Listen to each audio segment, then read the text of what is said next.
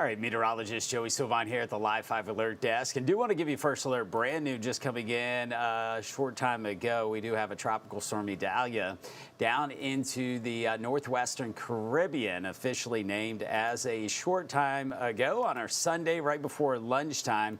Idalia has now formed. So first alert weather days, we went ahead yesterday, issued those for Wednesday and Thursday as possible impact days for us here. So a lot of question marks as far as where Idalia will eventually go. But rain is a possibility, wind, and maybe some coastal flooding as well. Once again, highly dependent on a track of a storm, which has shifted a little bit farther south, kind of making a little bit of a loop this morning around in the northwestern Caribbean, kind of hanging out near Cancun and Cozumel for a little while.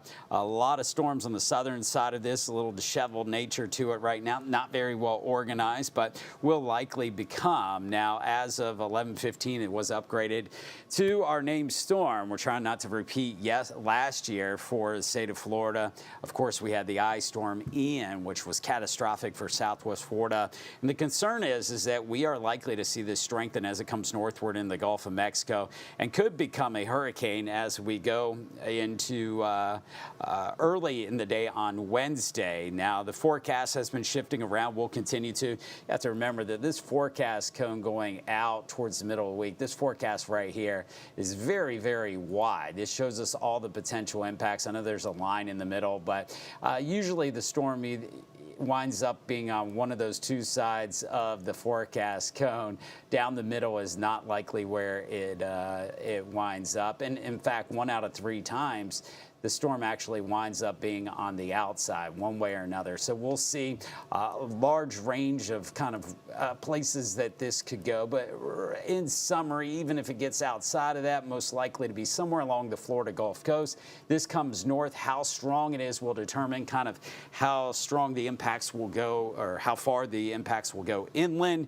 But the forecast track does kind of hug with the center of this, hug the coast. But once again, brings in all option with the center to our west and the center to the east. The farther east, the less of the impacts would be across the low country. Really wouldn't bring a whole lot. We're going to get some rain, but that's with the cold front kind of tackling and teaming up with this tropical moisture coming up from Idalia up out of the northwestern Caribbean up into the Gulf of Mexico. The forecast models have shifted a little southeast, a little east with this, and the latest forecast from the National Hurricane Center has kind of gone with that as well.